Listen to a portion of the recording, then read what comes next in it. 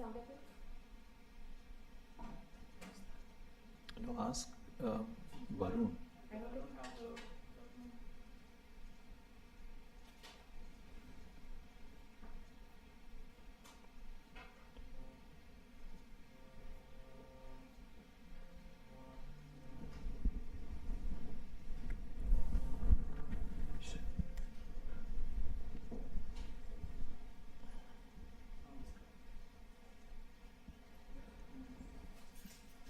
Om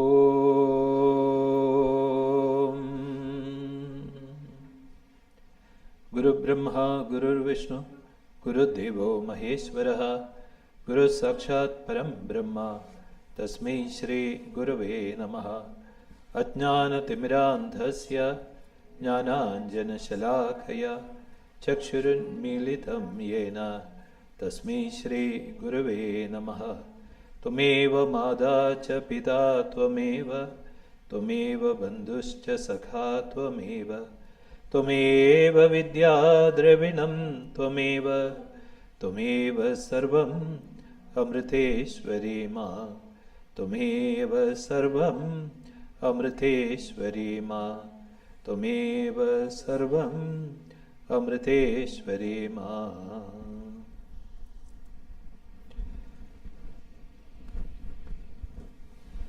Om Amriteshwari Nama.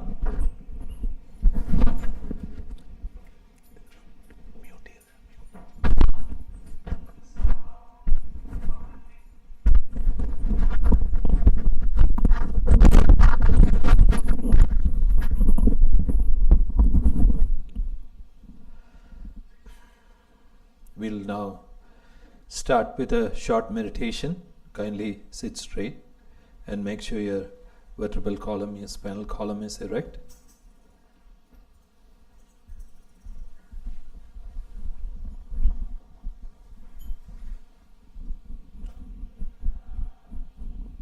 Slowly close your eyes and focus your awareness, attention on your breathing normally but with full awareness of each and every inhalation and exhalation that occurs through your body. Breathe in fully, and when you breathe out completely, expel all the air inside your lungs. Do it a couple of times, and during the third time, hold your breath for just a few seconds, like 10-15 seconds, and then release. And then again, breathe in.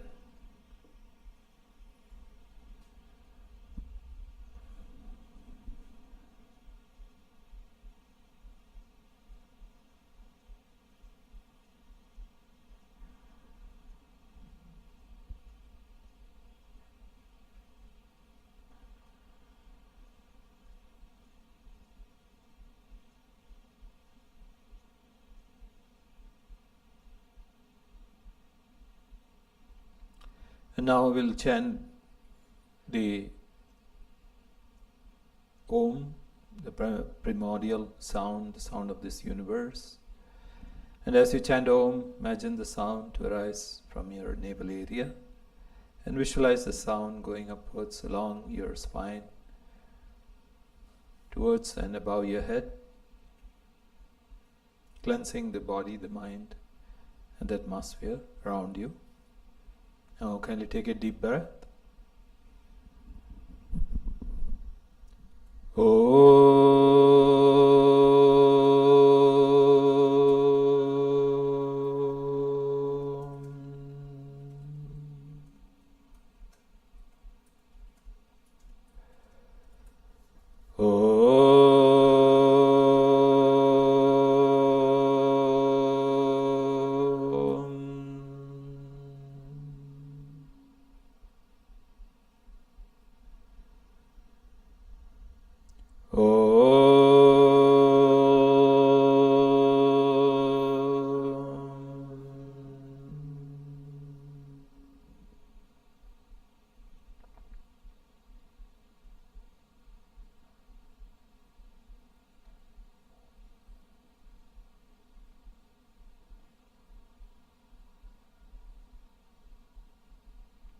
Now feel the deep silence. And as it pervades your whole being, imagine, just experience the silence.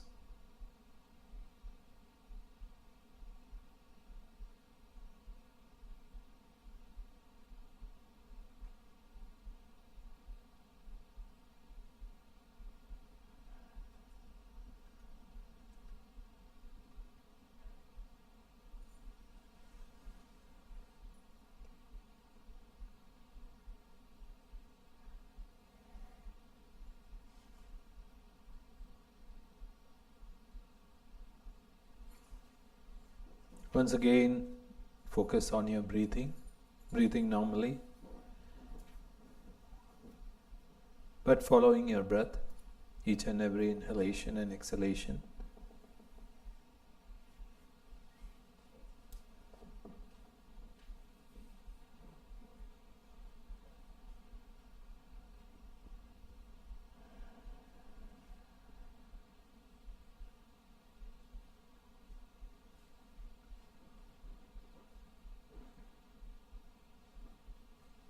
Now as you breathe in, chant the syllable, the mantra, Ma, along your in-breath, and Om when you breathe out, Ma when you breathe in, and Om when you breathe out.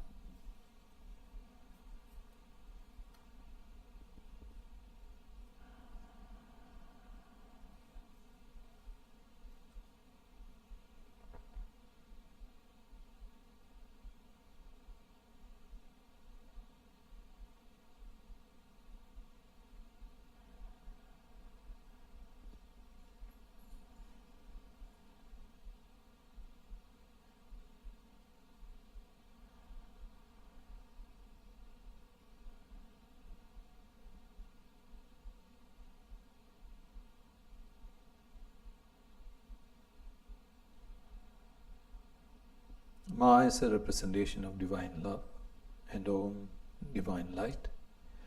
And now when you breathe in, chanting Ma and Om, imagine you're being filled with divine love, which gives you optimism, which gives you courage, which gives you the impetus, enthusiasm, the energy to move forward. And Om is light. It shines upon all your weaknesses, and you don't have to be afraid of them, but just look at it and understand it and reject them. And it shows your also the path with which you have to move forward. Light brings knowledge and takes away darkness.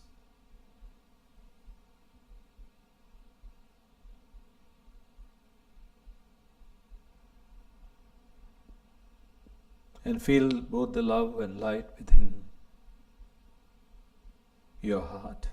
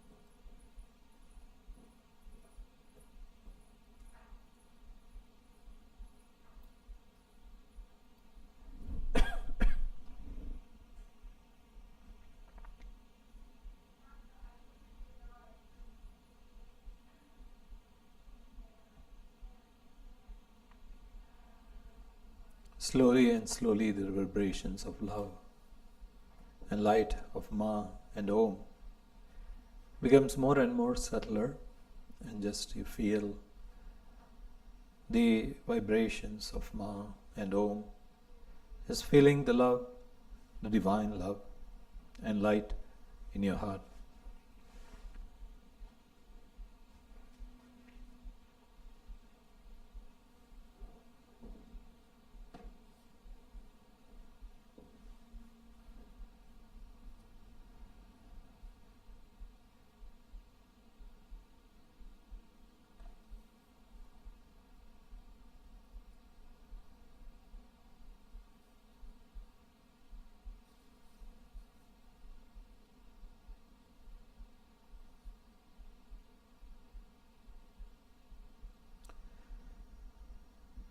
And feeling the love and light in your heart,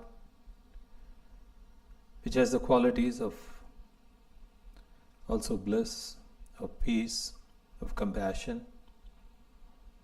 And imagine this light going out from your heart with the love for all the beings in this world. And as the light falls on each one of them, they also become more loving, more peaceful, more blissful. And while doing so, we'll chant the Lokasamastha Prayer 9 times. And imagine the light and love falling on everybody in this world. Om Loka Samastha Sukhino Bhavantu. Loka Samastha Sukhino Bhavantu. Loka Samastha Sukhino Bhavantu. Loka Samastha Sukhino Bhavantu. Loka Samastha Sukhino Bhavantu. Loka Samastha Sukhino Bhavantu. Loka Samastha Sukhino Bhavantu. Loka Samastha Sukhino Bhavantu. Loka Samastha Sukhino Bhavantu. Om Shanti Shanti Shanti. Om Shri Gurubhyo Namaha. Harihi Om.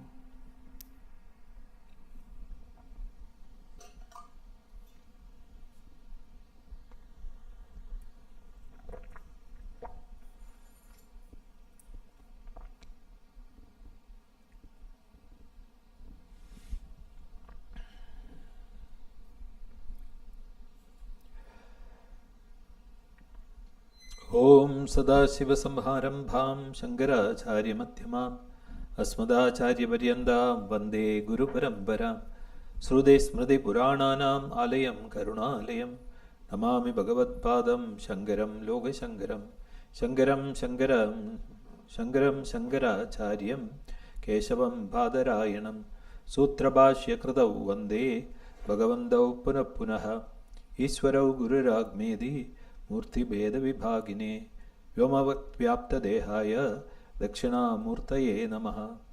Om Dhyayamo Dhavla Vagunthanavati Tejo Mayim Nashtikim Snigdha Pangavilokinim Bhagavatim Mandasmida Shri Mukhim Valsalyamritavarshanim Sumathuram Sankirtana Lapinim Shyamangi Madhusikta Suktim Amridanandatmikam Ishwarim.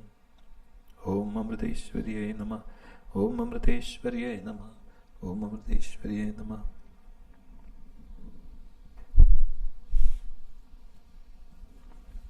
So in the last session, we saw that the Munis, the sages, are asking Sutta about the glory of Srimad Bhagavatam.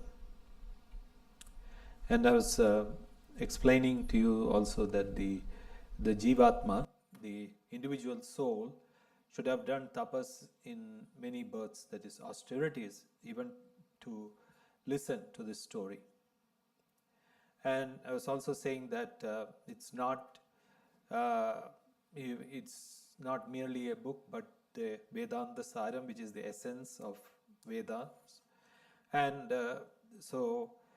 and I was also saying that Sutta was the son of Romaharshana, and Romaharshana was the disciple of Vedavyasa, who divided the Vedas into 4 different parts, and then he gave them to his disciples. Then he gave Srimad Bhagavatam to Romaharshana, who had the bhakti, the devotion.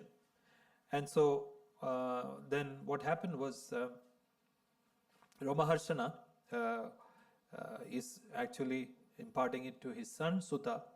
But Sutta, as I said, also was narrating that he is hearing from Shuka, Lord Shuka, who's the son of Vedavyasa. And so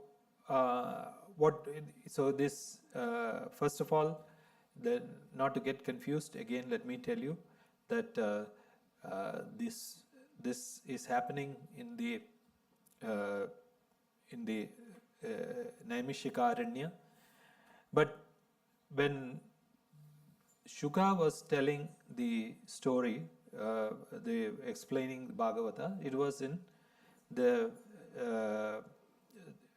banks of the Ganges river, and he was giving it to Parikshit Maharaja, the King Parikshit. So anyway, it doesn't matter who is who and all these things. So what I wanted to say was just to keep your memory fresh. And so it originally it started with the Paramatman, the Supreme Paramatman, who gave it to Brahma, and Brahma to Narada.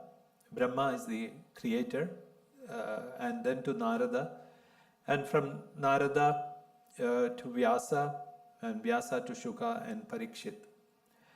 And so the greatness of the Bhagavata is illustrated by also another story by Sanat Kumara, who's the guru of Narada. And I was telling you the story of when Narada was visiting the earth, that he saw this woman who was lying down, young woman, and she was with 2 children, 2 of her children. Increase that, the speaker, turn it towards me. And so one was, so then when Narada saw this lady with 2 children, he was about to take off, but he decided, when he was about to take off, then the lady called him and asked him, "So don't you know me? I'm Bhakti. I'm Bhakti, that is devotion. And these 2 are my children. One is Vairagya, detachment, and the other one is Jnana, that is knowledge." So these 2, so Bhakti said that when I reached Vrindavan, I regained my youth because of the gopis there and of Lord Krishna, and I regained my youth. But Jnana and Vairagya both have not been regained. So then it is said that Narada Maharshi first tried to tell all the Vedas, then the Bhagavad Gita, but it did not happen. And then finally, when he started narrating the Srimad Bhagavatam, that's when both the Jnana and Vairagya woke up. So the essence of it is that through Srimad Bhagavatam you get bhakti, and when bhakti is aroused, or it comes into one, then you have both jnana and vairagya. And so another I'm saying here I'm going to say another story that was narrated by Sanat Kumara, that is his Narada Maharshi's guru to Narada. And through this story also he is talking about the greatness of Bhagavata. And so in the banks of Tungabhadra there was a Brahmin who was living there, and his he was a very pious person, and just like all the Brahmins, he used to go around and chant Vedas and do all the yajnas and all these things. And he had a wife, a very beautiful wife called Dunduli. And Dunduli was just the opposite of this Atmadeva. Dunduli was highly immersed in the world, and she was very conscious about her beauty, and she wanted everything. She wanted like Saks Fifth Avenue, right? And she wanted to go shopping in Saks Fifth Avenue, and so all these things. But then what happened was the only one problem was they didn't have children. And so Atmadevan was very sad because of that he didn't have progeny. And it is said that, in the Vedas, they say if you do not have progeny, then you don't have anybody to do your last rites, so you might end up in hell instead of heaven and all these things. In that case, the people who are living, so many people who are living in the ashram should end up in hell, right? Which is not completely correct. Volume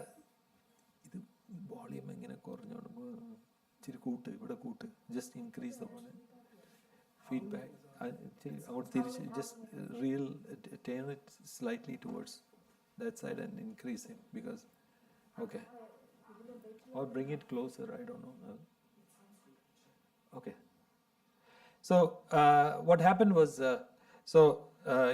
since he didn't have children, he was very sad. And one day he heard that there was a great Mahatma had visited a nearby village. So he went to see the Mahatma. And when you go to see a Mahatma, what should you do?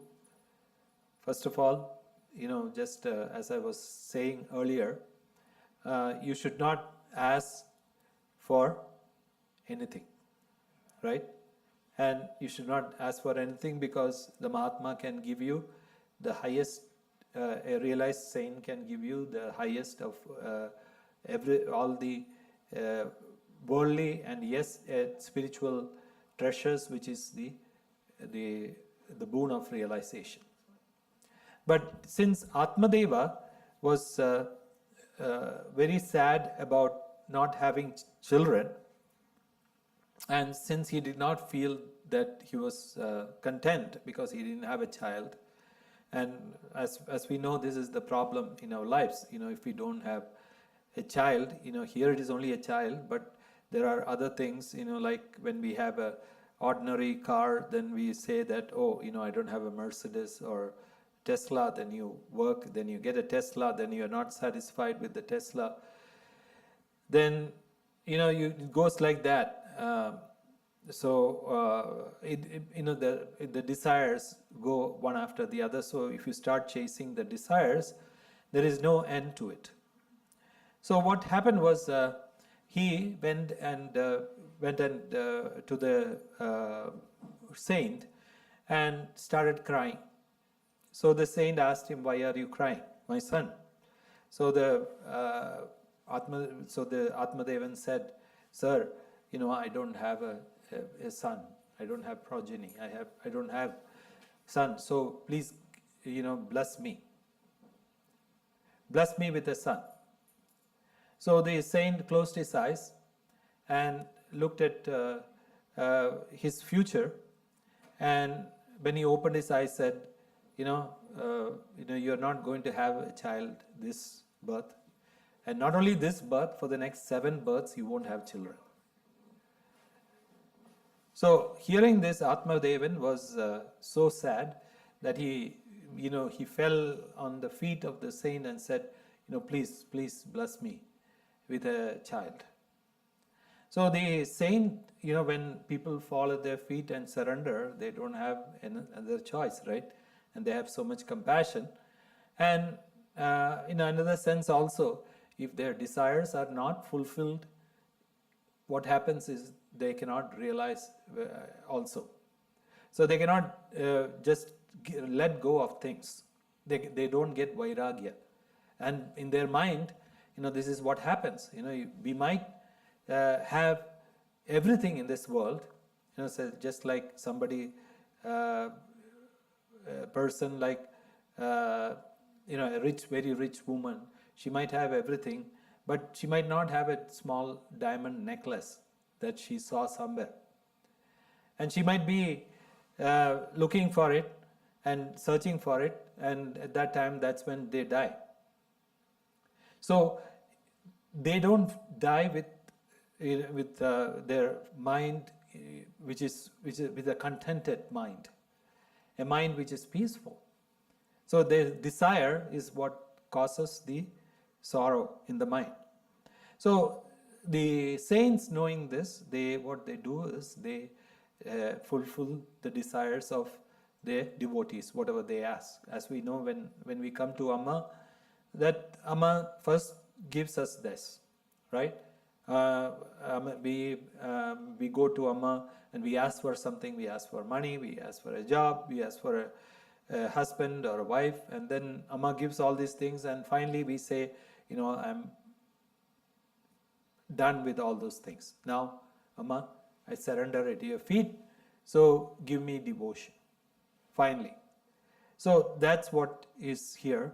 So when to Atmadevan, what happened was, the saint granted him a boon, but he said, he, just like our Amma, he gave a fruit, a mango, and said, please go and give this to your wife, but before she eats it, tell her to fast for 2 or 3 days, do mantra japa, and after that only eat this fruit. So Atmadevan went happily home, and what he did was, he called his wife Dunduli and said, we are going to have children now, so I want you to eat this mango, but first you have to follow these rituals, the prerequisites. So you have to fast for 3 days, and then you have to chant the mantra and all these things. And after giving the instructions, Atmadevan went away to out of town to do his Vedic chanting in another place. So Dunduli, what happened was, Dunduli did not want to have a son. The reason being, that if you have a child, you lose, when after birth of a child, you lose your beauty. You become fat, or you have other problems also, and then you become much older because of all these process. So Dunduli said, I don't want to have a child, and she was looking for a way out. And then what happened was, her sister, Dunduli's sister, was already pregnant with a child. So she went and told her problem with her sister, and her sister said, anyway, I don't want my child, so you can have it. And when Atmadevan comes, tell him that it is your child. And so they agreed onto it. And then what happened was, then Dunduli took this mango and fed it to the cow in her home. And soon enough, what happened was, Dunduli's sister gave birth, the cow gave birth, and what happened was, Dunduli's sister gave birth to a child, and a son. His name was Dundukari. So don't worry about the names; it's a little bit complex, but don't worry about the names. So Dundukari was born, but the cow also gave birth to a son. But the son was born, actually it was half human but half with the cow's ears. So he was named Gokarna. Karna means ears, and Go is cows. So he was born with cow's ears, and what happened was, he was born with so much of tejas, with so much of spiritual prowess and light, that everybody could just look at his face and see that he was not an ordinary being. And so what happened was, Atmadevan returned home after his his journey, and a year later, and saw that his son was born, and he was so happy. How long would you be happy? For some time. As you know, with anything in this world, there is a time period for happiness for anything in this time. So he was happy for some time, because when the son grew up, what happened was, he not only became very naughty, and he became a pest for the whole village. And he would go and steal from other people's home, and he would pick fights with other children, and he was a real, a rowdy. And so what happened was, after some time, in the beginning, Atmadevan started advising him and telling him that, look, you should not do like this, teaching him values and teaching him Vedas and all these things. Nothing happened. And when he grew up, what happened was, he would come back home drunk. And one time when Atmadevan was advising him and telling him not to, do all these things, he was about to beat his father. And he was actually beating his father, blue and black. And so with that, Atmadevan said, look, I have had enough. Now I'll go back to my master. And in fact, one of the things that I forgot was, the master had told him that, look, instead of your son, I can give you realization. When he met the great saint was none other than his guru. So he said, at that time he had said, I can give you realization. So you take realization instead of a son. Do you want realization? Do you want sannyas? I can give you sannyas. So what happened was, he said, no, I'm not ready for that. I don't want it. So we always want, we don't want a diamond, we want peanuts or a quarter. So that's what we always ask Amma about. So then that's how he got the son. And so what happened was, so he thought, I had enough. Now what my guru told me, now I realize that was wrong. Now I'm going back to my guru. And so he went, as he was going back, then what happened was, he saw this beautiful boy who was sitting there, and it was Gokarna, actually his own son, but he did not know that it was his son, right? So, but when he saw his spiritual prowess, he went and prostrated to Gokarna and said, I'm having this problem, what should I do? So Gokarna said, you go and sit in the forest and meditate. And after you meditate for some time, your guru will come and give you blessings, and then you will get realized. So don't worry. Just go to the forest and sit and don't come back. So meanwhile, what happened was this Dundukari, had become, as I said, so notorious in his own old village.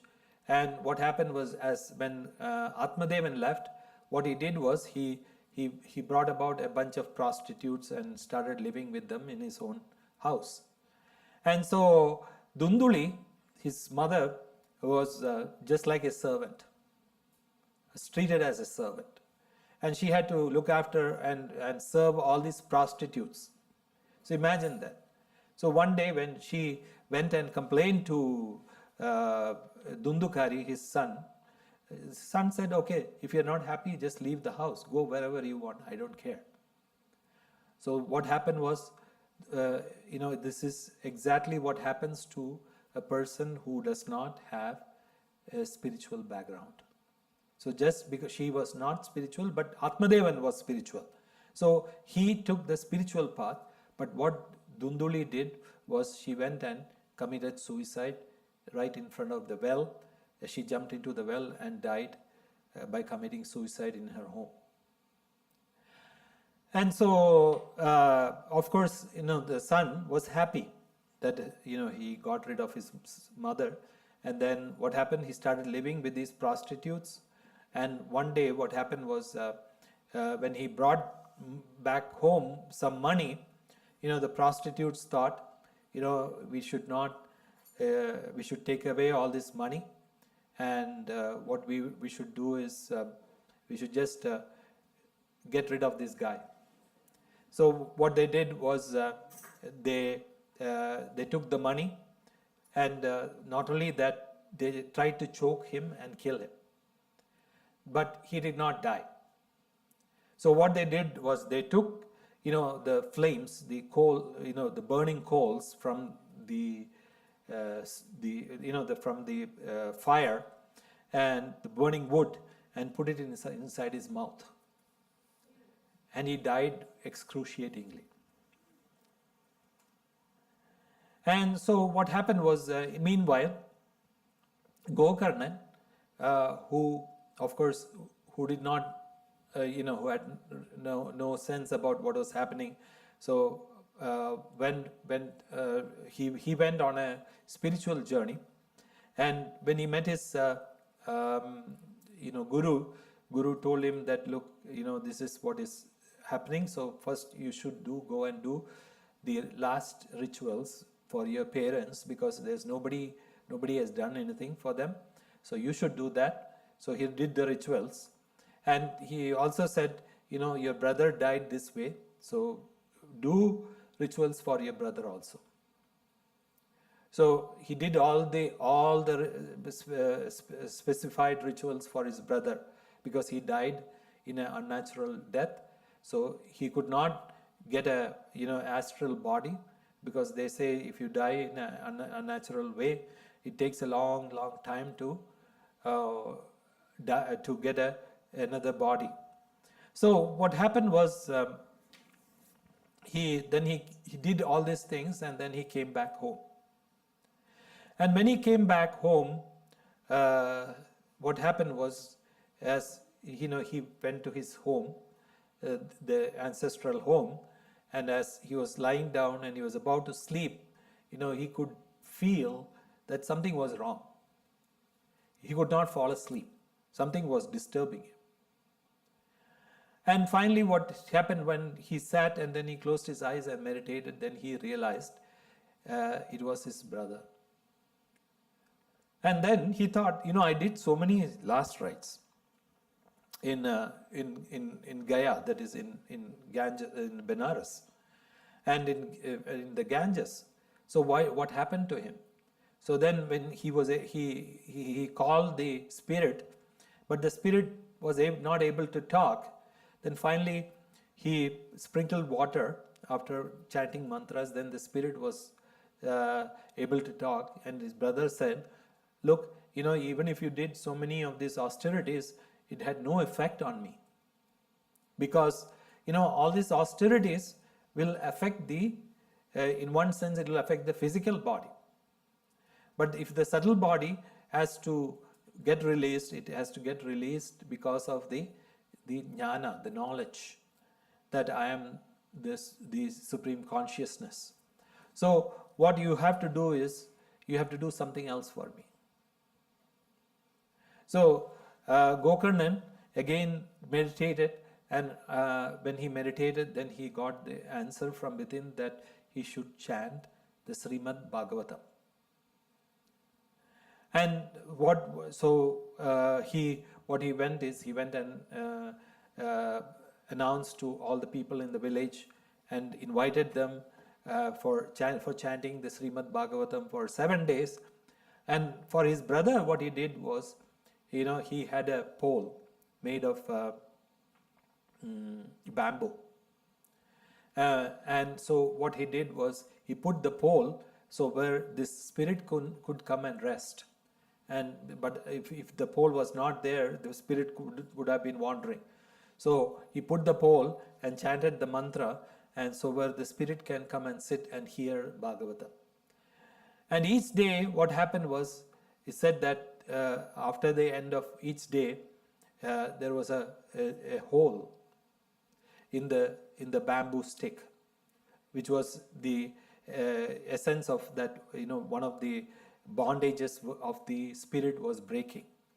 And the 7th day, the spirit, what happened, there were 7 holes, and the 7th day, the spirit got freedom, and then it got enlightenment. So this 7 represents these 7 chakras. So the 7 chakras, which is Muladhara, Swadhisthana, Manipuraka, Anahata, Vishuddhi, Ajna, and the Sahasrara. So it shows, in the allegory is, it moves, the spiritual energy moves from each chakra, and one day it goes higher and higher till it reaches Sahasrara, when it breaks and then gets released from the body and the spirit and the subtle body. So people ask this question to Gokarna, that there were so many other people who were there listening to the Bhagavata, but why did only the spirit get moksha or freedom? To which Gokarna said, everybody else just came. Some people came or most of them came with a different intent. Some people came saying that, oh, there is nice food every day. You are having a feast, so let's eat good food every day. Some people said, that, oh, it's a guy could hear stories. Some people thought, oh, it's a nice place to sleep. I'm not getting, my wife is, pushing me and kicking me all the time. I cannot sleep at home. Whereas when I hear the stories, I can just fall asleep also very quickly. So they came to sleep. So all these different people came with different intention. But this spirit was the only one that had the intention that, this was my only way to moksha, to freedom. And there is nothing else. So it was fully surrendered. It's just like the case of Parikshit also. Parikshit knew that, that the 7th day he will die. And there is no other way that he is going to escape. So within the 7th day, he had to get out of his body, liberated out of his body. The same thing with the spirit also. So spirit of Dundukari, sorry. And so Dundukari's spirit, that is the sun spirit, thought, I don't have any other recourse other than to listen to Bhagavata. So that's why it got liberated after 7 days. So that's one of the beautiful stories which illustrates the greatness of Srimad Bhagavatam, and why and what happens when you listen to the story, and why you should listen to the story. So if you really listen with that intent, which so much of, as Amma says, like when somebody is pushed into the water, and if you are gasping for air, and with such an intent, if somebody listens to it, then of course they will, they will be realized, or they will get freedom within 7 days. So, but what happens if we don't have so much of earning? It doesn't matter. They said you keep on listening, and one day or the other, suddenly you will understand, oh, this is what they were talking about. Suddenly, it will just dawn upon you. So just they say keep on listening, and when you keep on listening also, then you understand the subtle meanings behind this. And the Bhagavata has, the Bhagavata has different names in, Vaisakyayam Samhita, that is the Samhita, that is the great work written by Lord Vyasa, and then Paramahamsayam Samhita, that is, which is listened by all the Paramahamsas, the realized souls. The realized souls listen to Bhagavata. Even after getting realization, they listen to Bhagavata. So that shows the greatness of Bhagavata. And the Satwika Samhita, that is which is for Sattvic people. Then Adhyatma Deepa, the Deepa means a lamp, so which illumines the Atma, and which illumines the Atma. So that is what is another. And then another one is Jnana Pradipam, which means, which gives knowledge, which illumines the knowledge, and which gives you knowledge. That is the different names for Bhagavata. And so the, first what happens is here, initially, as Shuka is, when he starts with this, he says, he gives the Dharma. What is the Dharma of Bhagavata? That is, what is Bhagavata Dharma? That is, why should, what is the Dharma behind it, why we should hear it, and what is the results. And so just like, whenever we chant any of these slokas, in the end, what they give is, they give you like what is the phala, which is known as the phala sruti. What happens when you chant? In Lalita Sahasrama also, Amma says this, right? When you chant Lalita Sahasrama, the first thing you get is you do not have any problem for food, shelter, and clothing, right? So similarly, what is, they say that what are the results, and so what they are saying is the Bhagavata Dharma, that is what you get and what you seek and what is it. So they say, this is said that it is Prochida Kaidovitra Dharma. That is, it is the Dharma when you ask for more money. See, for example, when you ask for more money, that when we go to Lord, and most of the times this is why we go to God or to a great saint, as I was saying earlier, because we want something. So most of the people start with that, like that, and with our desires. So what happens is the bhakti at that time is known as Kamya Bhakti, means that we desire the bhakti with something, with a desire. We want something. So devotion is because we start devotion for something. And then when we go to Amma, the second step is, then we realize, what we asked for, or when it start giving trouble, as I was telling in the story, or what happens is when we get fulfilled and then we say, oh, that's enough, Amma, please stop. And so we say, like when you get married, after some time, the people go and cry and say, Amma, I'm not married, I'm not married. Then 2 years later, they come and say, Amma, I'm married, so please get me out of this. So when you get, when your desires are fulfilled, and then you realize there is nothing behind this, then you go to Amma and say, give me, this bhakti, right? Without any attachment. So that is known as Satwika Bhakti. When we say that, I don't want any of these worldly things, so I'm fed up with this, I don't want anything more, just give me moksha, which is freedom. So that is known as Satwika Bhakti. And then in the end, what happens is, when you say that I don't want realization, I just want pure bhakti, pure devotion. So just like, in the scriptures, there are many characters like that, isn't it? And you might have seen that people just loving for just the sake of bhakti. One example is Bharata in Ramayana.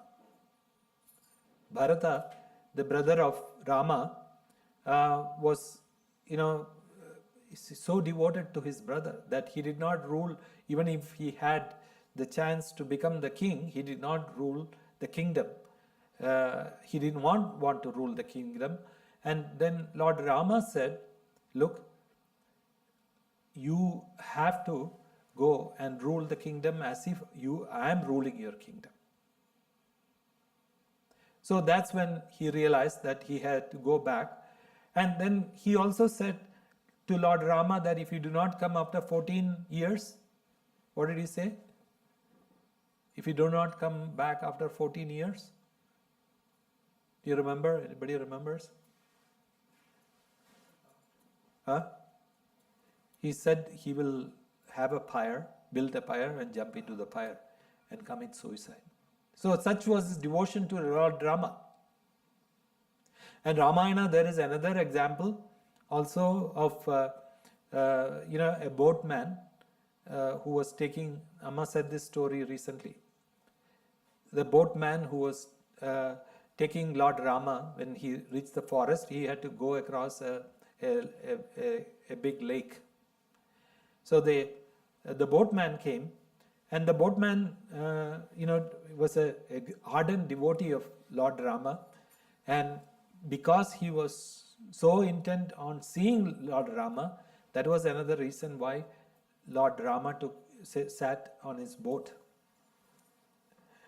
And he took Lord Rama across the lake, and when they reached on the other side, Lord Rama, asked him. So he said that, look, if what can I give you for what you have done? And what price can I pay you? And what should I give you as something? So the boatman replied, people of the same profession do not take money from each other. They do not ask for anything from each other. So Lord Rama was surprised and said, how are we in the same profession? So he said, oh Lord, I take people across this small lake, whereas you take people across this big ocean. So next time when I come to you to take me across the big ocean, please don't ask for anything. Just do me a favor. So said, so that's what he said. And then what happened was, so Rama was so happy that Lady Sita, gave her necklace to him.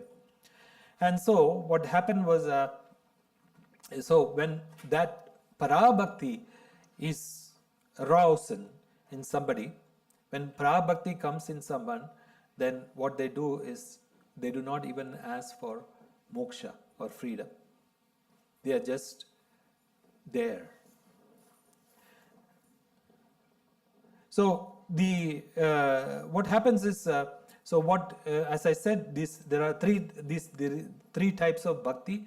There is Kamya Bhakti. So first we come with Kamya Bhakti, then slowly it becomes Satwika Bhakti, where we ask for liberation, and the third one is Para Bhakti, that is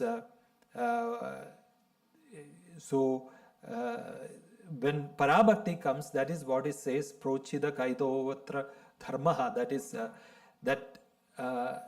it becomes you become desireless. So you don't ask for anything. So in one sense, so why do we need that kind of a bhakti? So if we want to catch God, we can do a lot of things, right? We stand on our legs, we do so much spiritual practices, we do this thing, we fast, this thing and that thing. So why are we doing all these things? So in order to attract the attention of the Guru, or to get the grace of God, to catch God in our net in our mind, and to trap God in the net of our mind, right? So that the mind becomes expansive and we escape from this bondage of the mind. So what is the bigger, the easiest technique? The easiest technique is to cast the net of bhakti. So what happens is, so in that case, when we cast this net of bhakti, God comes very quickly. As again, you might have seen a number of characters like all these gopis, Shabari, and all these different characters. And how did God come to them? How did God go to them? Because they casted the net of bhakti. So, and in that one, that as God falls for it very easily. So,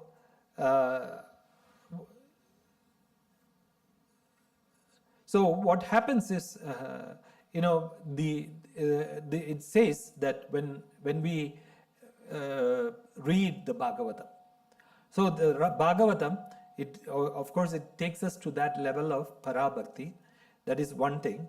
And the other thing is also, it gets rid of three types of tapams. Tapas means the problems that we get from the three different sources.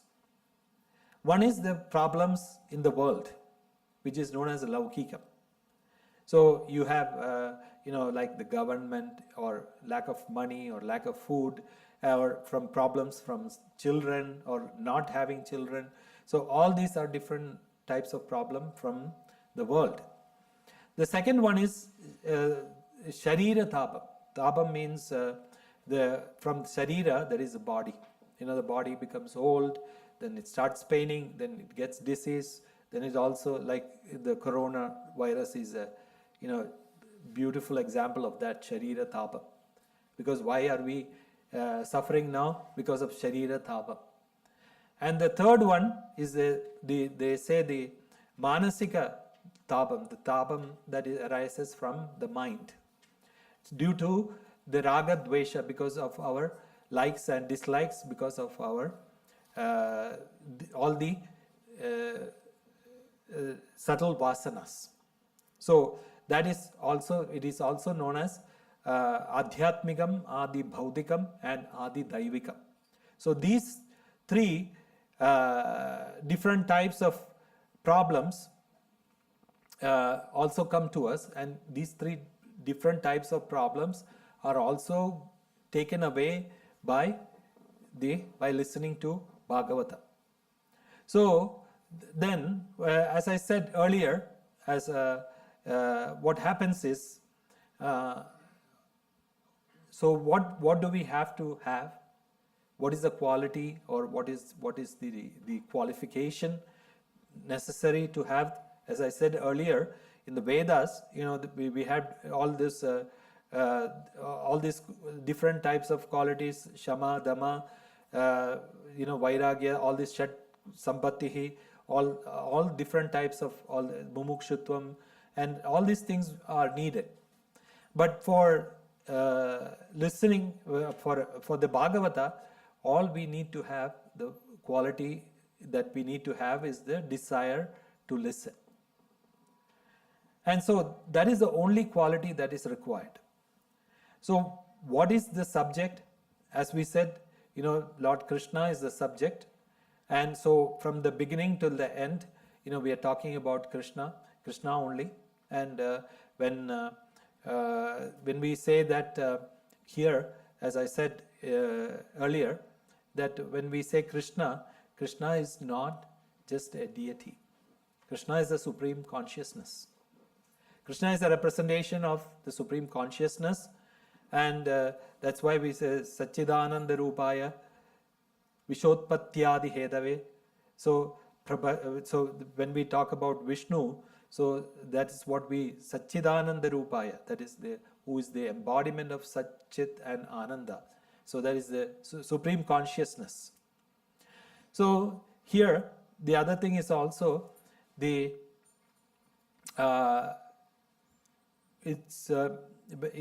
before we come to the stories, it's a little bit we have to listen to all this Vedanta, because it is the essence of what is coming in through the Bhagavatam.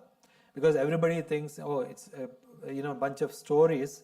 So what happens is, when we listen to the stories, it is very great and it is very nice to listen to the stories, but what these stories give to us is more important. So we have to understand this. So that is why in the beginning, when Sutta starts this, the Srimad Bhagavatam, so they say Janmadasya Eto Anvayadi Adirsha. So that is how it starts with the beginning. So it starts with Janmadisya. And so that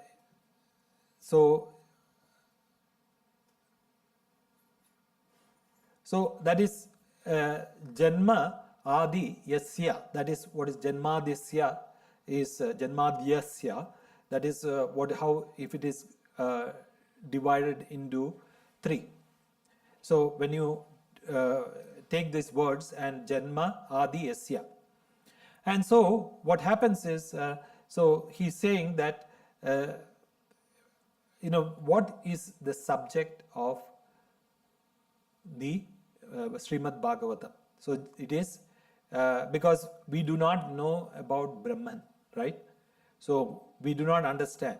And we suppose if we had learned all the Upanishads and we had qualifications for listening to Upanishads, then we could just listen to Brahma Sutra. And then if you go to a guru, all he says is Tattvamasi. So Tattvamasi means you are that, and that's enough. But we are not like that. Then it should be like if you example, if you have a matchstick and then you have a wood to catch fire, and then you have to have somebody to light the matchstick and burn the wood, right? So what happens is when you have that, you need then if the wood is really dry, and when you light the matchstick and show it to the wood immediately would catch fire. But what if the wood is soggy and it has a lot of water in it? It would not catch fire. So you have to first heat it up and do a lot of preparations and all these things. So for a person like that, so who is ready to hear, that's why you must have heard of the story of Lord Shankara, when Lord Shankaracharya went to his guru, and guru asked him, "Who are you?" That is when he started saying the Manisha Panchakam, that which Amma sings, that Mano Buddhi Ahankara Chittani Naham, that I am not the mind, I am not the Chittam, that is memory, I am not the Ahankara, that is the ego. Who am I? Shivoham, Shivoham, that I am pure Shiva. Shiva means I am just the supreme consciousness. So for a person like that, you don't need anything. It's already lit. You just put the matchstick and then it starts burning. So for a person like us, it's the Vyasa, who's as I was saying, the Mahatmas are so compassionate. So they start from our level. So what do we know? We know about the world, right? So we know about the world. So they start with this world. So where does it start? So they are saying, where does this world start? Where does it exist? And where does it go? So this happens to us every day, isn't it? There is a time when the world is there, then world dissolves, when it goes, and then when it starts again. When is that? When we go to sleep. So when we wake up from sleep, has anybody thought, where did this world come from? Where did my body come from? When I slept, there was nothing, right? And there was nothing. I was so peaceful. Why was I so peaceful? I forgot I was not bothered by my body or my mind. But the moment I woke up, my mind and my body came, and then the surroundings came, then coffee came, my office came, problems came, then my wife or children, all these things came. So what happens is, so when we wake up from sleep, that is when all these problems arise. So did we ever think that, what happens when we wake up from sleep and why did all these things come around? So what comes from the first thing that starts? So that all the Mahatmas says it is the I. I starts. And from this I starts all the problem. So when we talk about this, so where does this I start?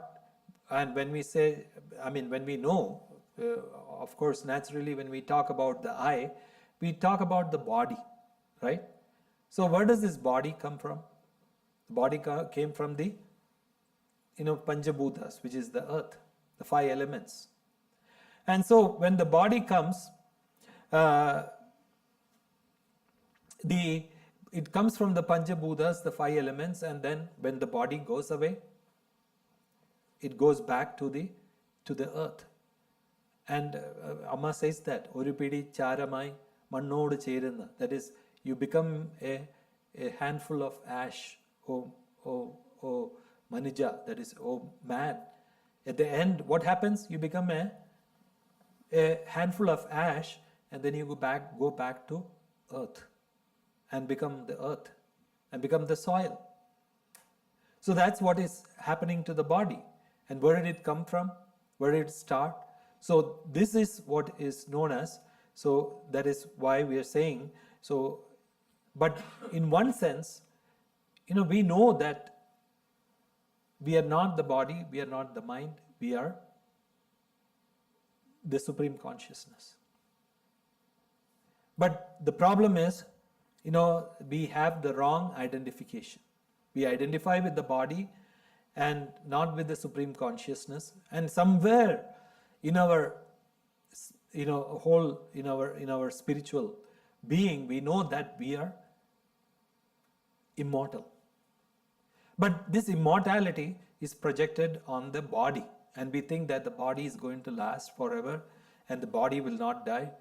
But it will last. So even if people around us die, we are not going to die. That's why we walk with so much of ego, saying that we will never die. So, but somewhere we know that we are immortal. So, what is that which says that we are immortal? It is that that the which exists in everyone. It is the knower, right? It is a knower which resides in the body of every being. So it's the consciousness that which resides in the body of everybody that knows that it is immortal. So which is known as the Parama Satyam. That is which is we call the Vishnu. We can call it as Vishnu, the indweller. So it is also known as Swarad. Swarad means it is Swayam Prakashaha. That means it illumines without the need of anything else. See, for example, when we see the sun, or when we see the moon, or when we see the stars, what do we need? We need the senses, right? We need the eye to see them. And then only it will illumine in our mind. But this one, the one that we say, the I, that I exist, it doesn't need any type of illumination. It doesn't need senses. It doesn't need any of the mind. It doesn't need the help of any other things. It doesn't need a flashlight. Nobody puts a flashlight inside your mouth and check whether I exist or not. And what happens if the light goes off? Do you have any doubt that I exist? It doesn't. And what happens to a blind man? You ask a blind man. He doesn't have the sense of sight. So what happens to him? He's sure about the fact that he exists, even if he cannot see. So that's why. So one thing we can say is, everybody can say that some people can say that God does not exist, but nobody can deny that they exist. So that is which is known as the Virat, that is Swarat. So also the Virat, it is also known as Virat, which means the one which is existing in everybody as the supreme consciousness, as the light, the inner light. So, but the problem is, why do we keep searching? So that's why we keep searching, because we do not know that we have it. We do not look within. And we keep searching in all the materialistic things in the world, and we go to the moon, we go to Mars, and we might even go to Pluto one day. And so we can go around the universe searching for everything, but we would not find it. So what happens? It's just say the Vedantic example is, you have a key in your pocket, and you're looking for the key everywhere.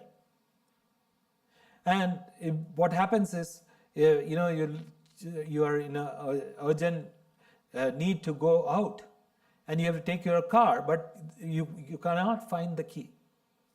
And finally, maybe it's your son or your husband or wife comes and says, hey, it's in your pocket. So this person who comes and tells us that it is in your pocket, or like a person who is searching for their necklace which they are wearing, and they come, and the person who points is the Guru. So the Guru has to come and tell us that, look, it is within you. Anyway, it's too much of Vedanta, right, for today. So we'll stop here with this. So I will explain to you the rest in the next class. So we have to understand that is the necessity, the need for the Guru. The Guru comes here and tells us that, look, you are that. So we'll continue in the next session.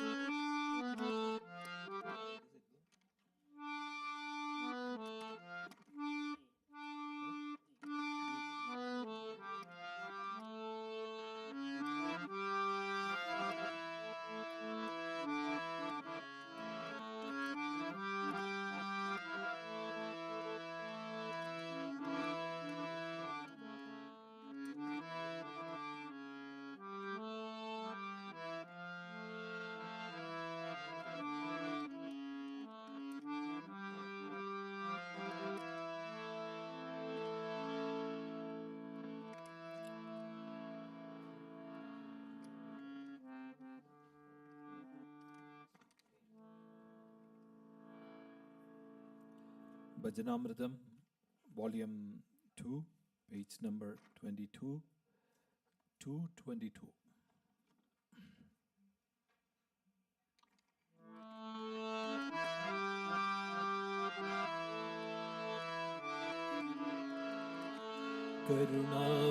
Karunamayini, Kripamayini, Vijnanamayi, Anandamayi, Amma Amritanandamayi, Janani Amritanandamayi,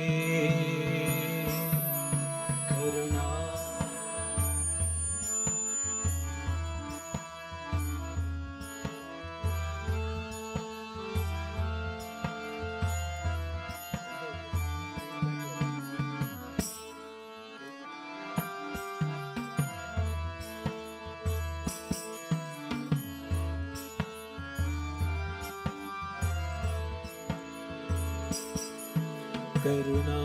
Karunamayini, Kripamayini, Vijnanamayi, Anandamayi, Amma Amritanandamayi, Janani Amritanandamayi,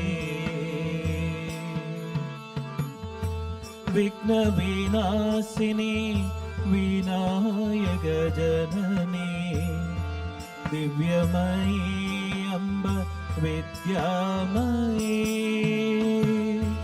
Vigna Vinashini, Vinayaka Janani, Divyamayi, Amba Vidyamayi, Vigna Vinasini, Vinayaka Janani, Divyamayi, Amma Vidyamayi, Vigna Vinashini,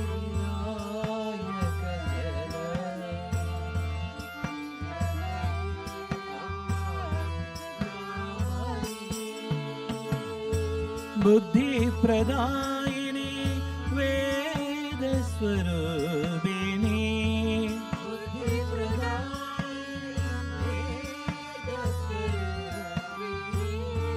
Buddhi Pradayini, Veda Swarupini,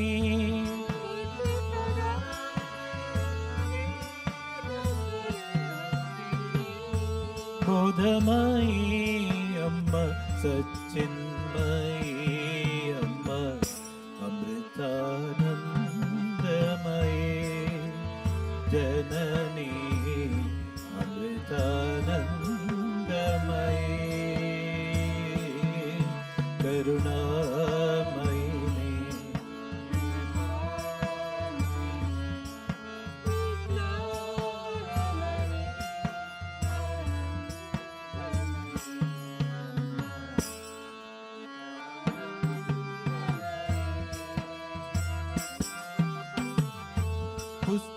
Pustagadharini, Veenavani,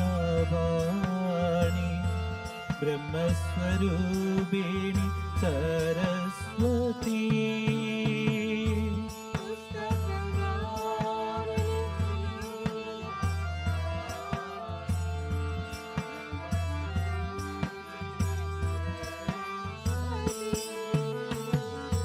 Devi Mahalakshmi, Vaivadi Shankari,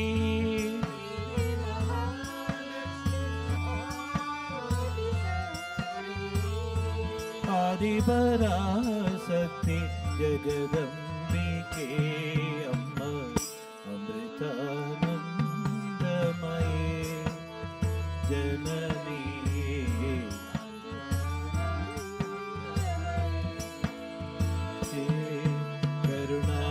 Karunamayini,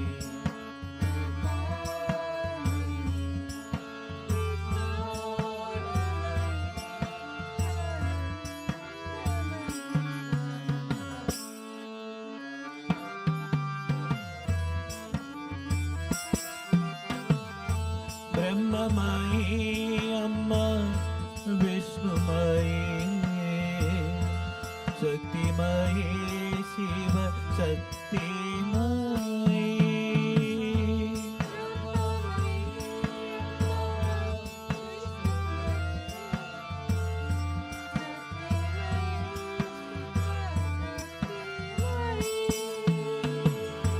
Sri Krishna Bhavamai Parasakti Bhavamai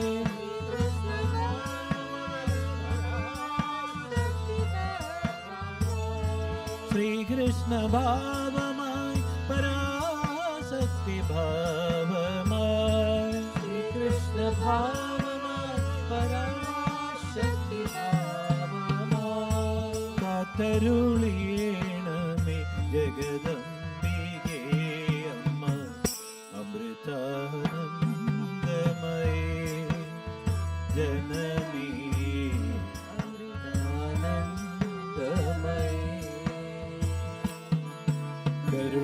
Karunamayini Kripamayini Vijnanamaye Anandamaye Amma Amritanandamaye Janani Amritanandamaye Janani Amritanandamaye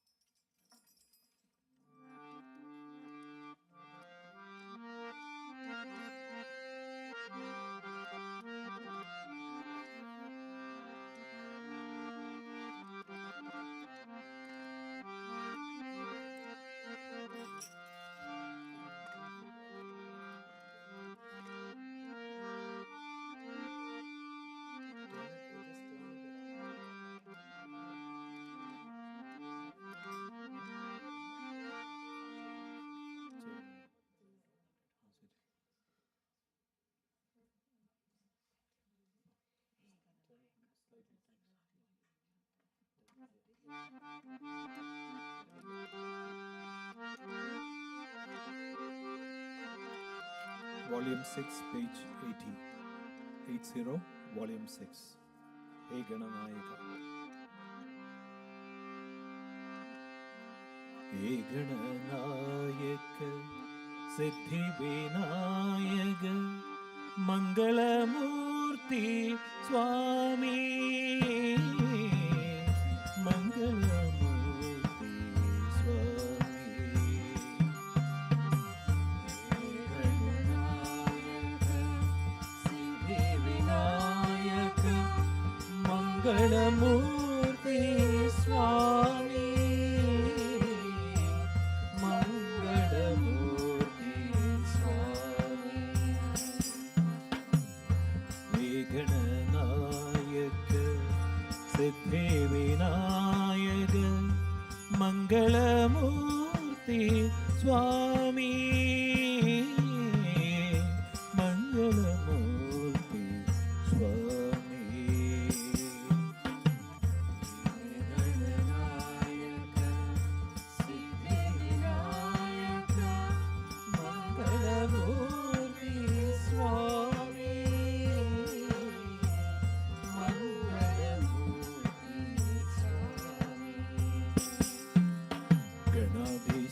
Ganadeshatu Varada Vinayaka Namo Namah Ganadeshatu Gunadeshatu Varada Vinayaka Namo Namah Ganadeshatu Gunadeshatu Varada Vinayaka Namo Namah Ganadeshatu Gunadeshatu Varada Vinayaka Namo Namah He Girijatmaja Buddhi Pradayaka Vigneshwara Jaya Sangadanashaka Girijatmaja Buddhi Pradayaka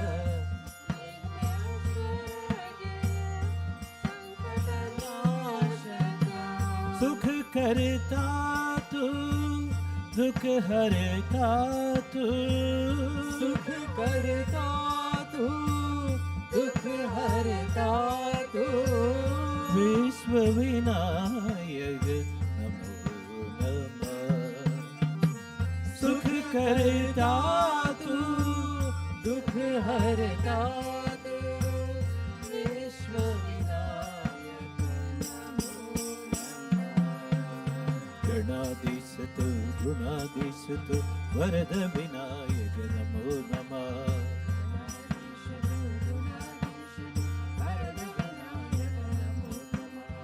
गणाधीश तू, गुणाधीश तू, वरद विनायक नमो नमः।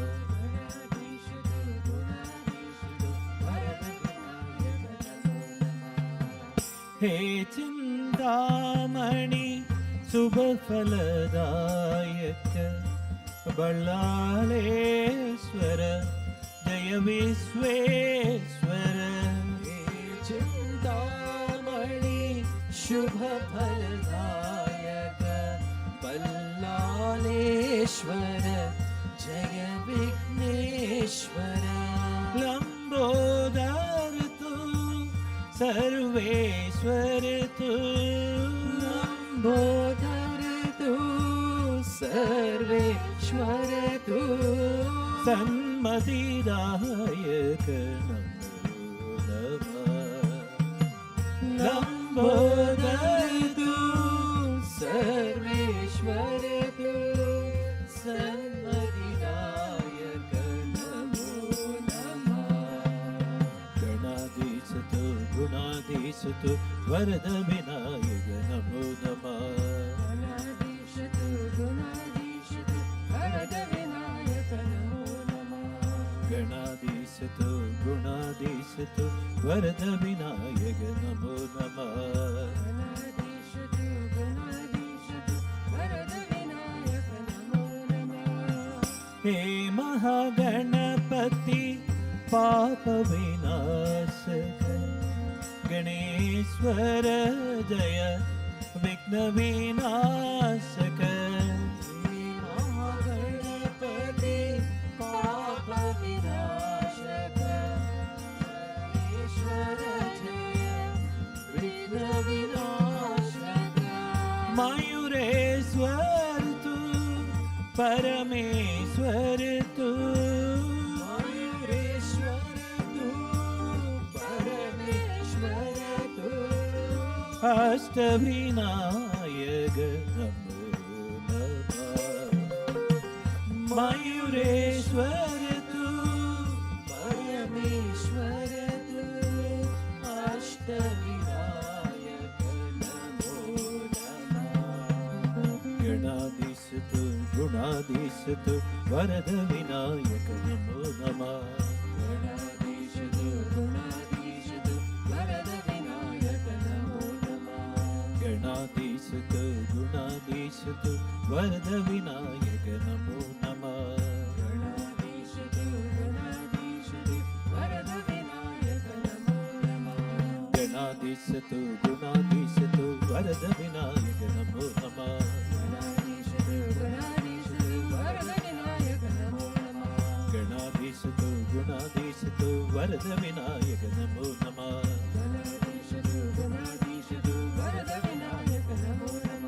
वरद विनायक नमो नमः। वरद विनायक नमो नमः।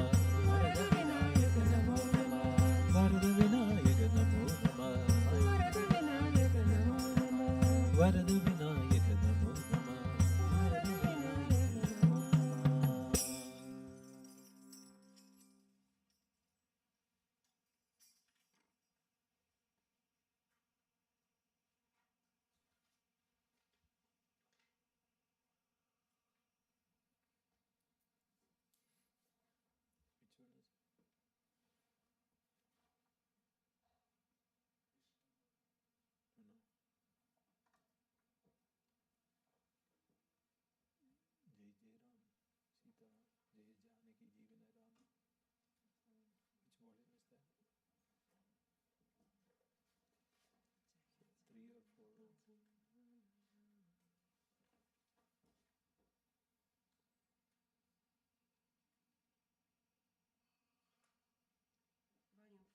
63.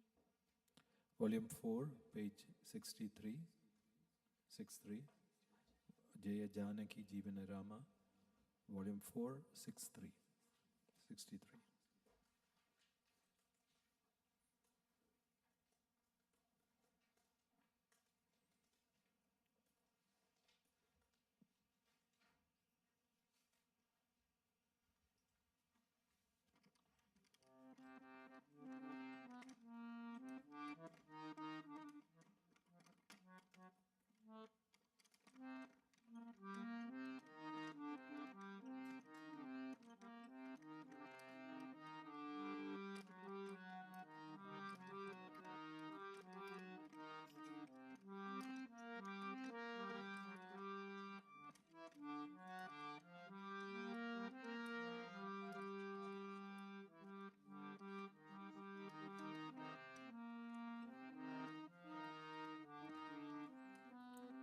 Jai Jai Ram Sita Ram, Jai Jai Ram Sita Ram, Jai Jai Ram Sita Ram, Jai Jai Ram. Jai Jai Ram Sita Ram, Jai Jai Ram Sita Ram, Jai Jai Ram Sita Ram, Jai Jai Ram. Jai Ram Sita Ram, Jai Jai Ram Sita Ram, Jai Jai Ram Sita Ram, Jai Jai Ram. Jai Jai Ram Sita Ram, Jai Jai Ram Sita Ram, Jai Jai Ram Sita Ram, Jai Jai Ram. Jai Jai Ram Sita Ram, Jai Jai Ram Sita Ram, Jai Jai Ram Sita Ram, Jai Jai Ram. Jai Jai Ram Sita Ram, Jai Jai Ram Sita Ram, Jai Jai Ram Sita Ram, Jai Jai Ram.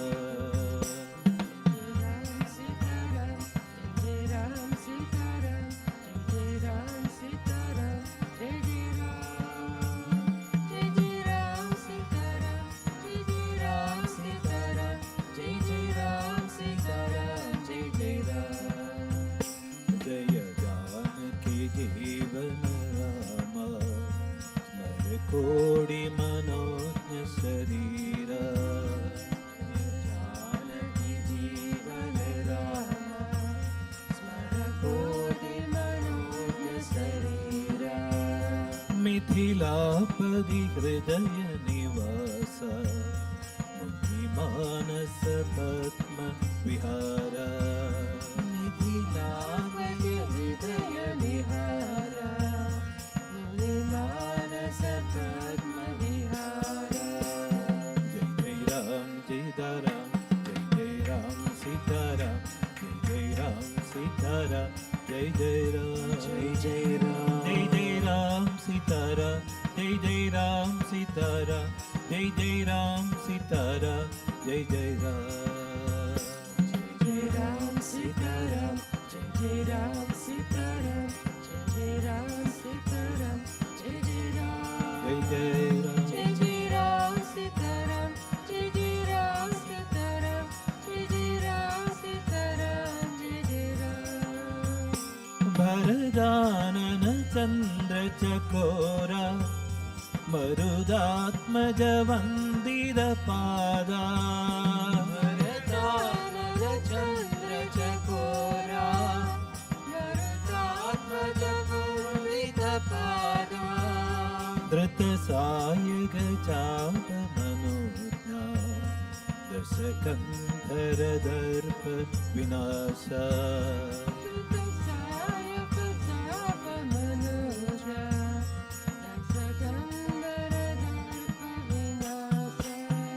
Jai Jai Ram Sita Ram, Jai Jai Ram Sita Ram, Jai Jai Ram Sita Ram, Jai Jai Ram. Jai Jai Ram. Jai Jai Ram Sita Ram, Jai Jai Ram Sita Ram, Jai Jai Ram Sita Ram, Jai Jai Ram. Jai Ram Sita Ram, Jai Ram Sita Ram, Jai Ram Sita Ram, Jai Ram. Jai Ram Sita Ram, Jai Ram Sita Ram, Jai Ram Sita Ram, Jai Ram. Madhubhashana Mangala Sadana, Paditana Pavana Charana. Madhubha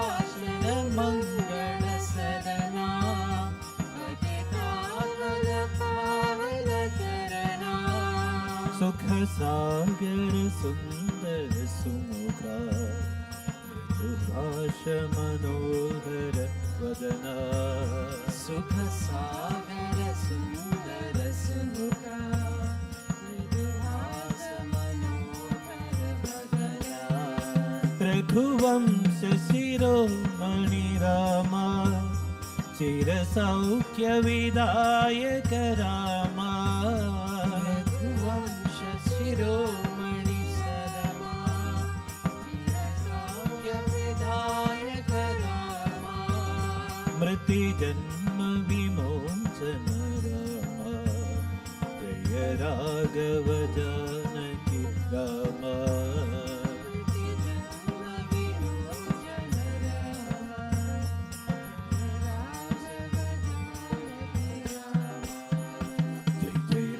Sitaram जय जय राम सीताराम जय जय राम सीताराम जय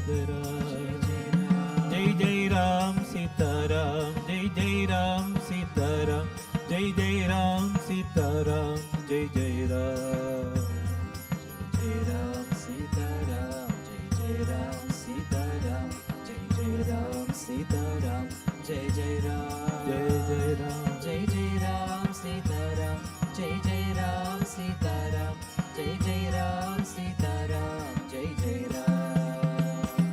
जय राम सीताराम जय जय राम सीताराम जय जय राम सीताराम जय जय राम सीताराम जय जय राम सीताराम जय जय राम सीताराम जय राम सीताराम जय जय राम सीताराम जय जय राम सीताराम जय जय राम सीताराम जय जय राम सीताराम जय जय राम सीताराम जय राम सीताराम जय जय राम सीताराम जय जय राम सीताराम जय जय राम सीताराम जय जय राम सीताराम जय जय राम सीताराम जय जय राम सीताराम जय जय राम सीताराम जय जय राम सीताराम जय जय राम सीताराम जय जय राम सीताराम जय जय राम सीताराम जय राम सीताराम जय राम सीताराम जय जय राम सीताराम जय जय राम सीताराम जय जय राम सीताराम जय जय राम सीताराम जय जय राम सीताराम जय जय राम सीताराम जय जय राम सीताराम जय जय राम सीताराम जय जय राम सीताराम जय जय राम सीताराम जय जय राम सीताराम जय जय राम सीताराम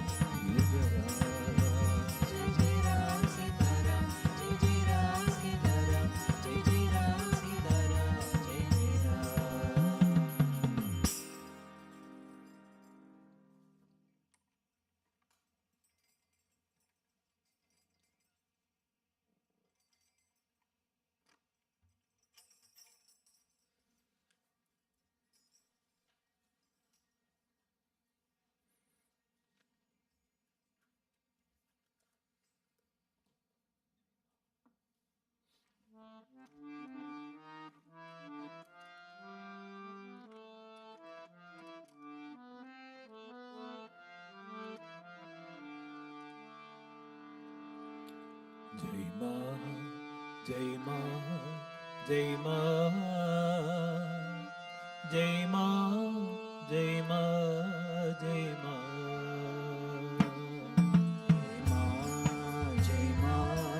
जय मां जय मां